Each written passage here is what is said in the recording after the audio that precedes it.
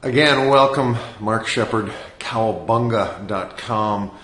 And today I want to talk about resources, resourcefulness.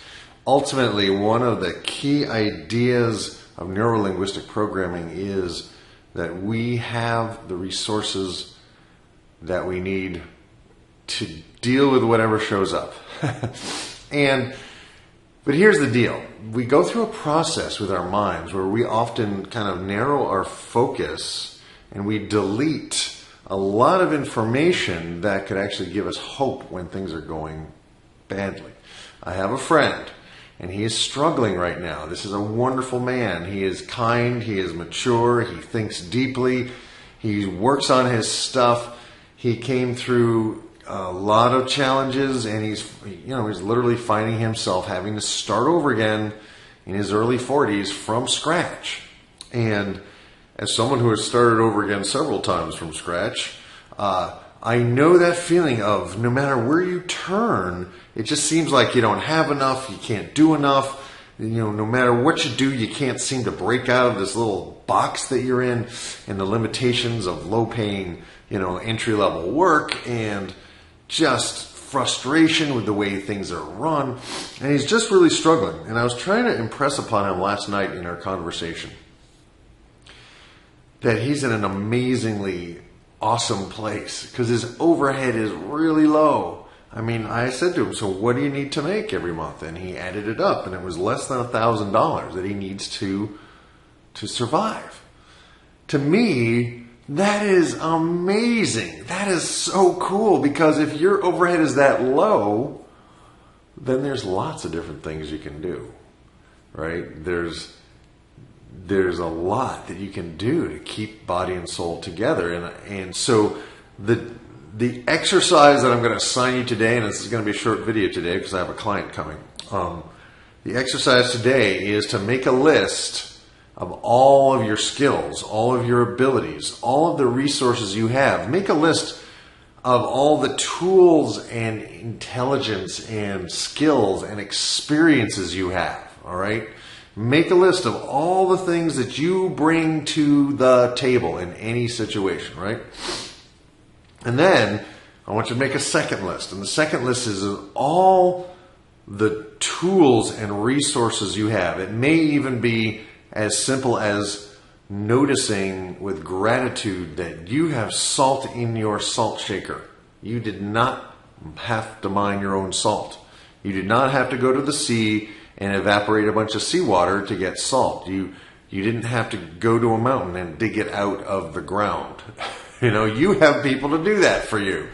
That's the idea, is to get back into a mindset of resourcefulness, and to get out of the mindset of lack. And one of the challenges is that we often get tangled down in the event, and we're just looking, our face is too close to the experience, and we need to get a little distance. So in your mind, get up above your life, look down on it, see the little drama that you're engaged in as something small and below you. That essentially gives you a wider framework so that you can see that, well, ahead of you is awesome times, and behind you, look back at your life. Have you ever been homeless? I was pretty close to it. That was one of my biggest fears. And when it finally kind of happened and my world fell apart in 2008 financially, someone came forward and offered me an apartment in a house that he owned that was being foreclosed on. And he said, Mark, you can live there until the bank takes it. So that was me being homeless. I had a free place to live, and it wasn't in the nicest section of New Haven, Connecticut, but it turned out my upstairs neighbor had a really ferocious German Shepherd who happened to like me, and there was a fence all around the yard. It was as safe as any place could be. So the bottom line is, wherever you are, you think you're stuck. Wherever you are, you think you're not rich. Well, you need to think again, because you are rich. Do you have a car? No? Oh, well, do you have access to public transportation? Huh. You have people to drive you around. How cool is that? Do you have a place to live? Even if it's temporary, are you outside, living in a field, or are you literally inside? Do you have a place to live today? Do you have a place to sleep tonight? If you're watching this, chances are you either have a computer, a smartphone, or you have access to a public library. Whoa! All the knowledge of the world is available for free to you online, and you can access online pretty much in at least one place in every town. Wherever you live, you can go to the library and get access to a computer. You're rich. You have resources at your fingertips that Christopher Columbus never had, right? And yet he got up off his ass and he got out into the world, and he's not popular here in this country, particularly with Native Americans, but you got to give the guy credit. He got up off his couch. He wasn't finding success in Italy, so I went to Spain, right?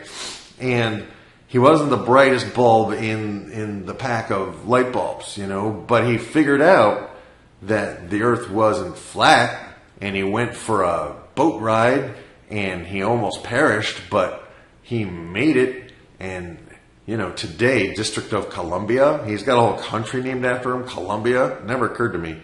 He's got a holiday after him, Columbus Day. So what is your excuse, right? Whatever you're doing, if you're sitting around moping and angry at yourself and feeling sorry for yourself, it's because you are focused in on the wrong thing. You're focused in on something that disempowers you. Change your focus. Make your vision wide enough to see the resources you have. You might be healthy. My friend has 2 arms and 2 legs, and he can walk. I have another friend who's in a wheelchair, and yet he's the most positive person I know. He's the one that I go to when I'm like, I don't know what to do. And he solidifies me, grounds me, and whenever I'm with him, I am, without words, reminded to stop being a whiny pants. And this is not a criticism. If you're feeling whiny, it's okay. Sometimes we feel whiny, but make a list of your resources. Make a list of everything you have going for you. And get into a space of gratitude and appreciation, and get out of this place where you feel attacked. Get out of this place. And you know how to do it. Focus on something else, right? Change your focus. If I look over here, I see a whole window. If I look over here, I see a wall, right? So change your focus, right? That's the tip for today. Change your focus. Focus on the fact that you have resources. Focus on the fact that you're rich. Find some way you are rich. Even if you have to reinterpret your world a little bit. That's what we call beginning to, make the shift, beginning to loosen up the problem. Because it's always in our thinking. The problem is always in our thinking, in our perception. And remember, you get what you focus on. So focus in on what you want, not on what you don't want. Right? And talking to my friend last night, it was like he was focused really in on what he doesn't want and what he keeps getting. And he said, even though I've done all this work, I keep getting this. Well, what's he focusing on? And I've had those moments too where I'm like, man, I'm doing everything right. At one point in 2008, I was like, what's wrong with me? Right? But sometimes there are external circumstances there's a play going on that's much larger than you can perceive. And for some reason, the universe wanted me out of New Haven, Connecticut. And I had to go to, Oneonta and then Schenectady. And then finally here I am in Albany, New York. I don't know if this is my final stop.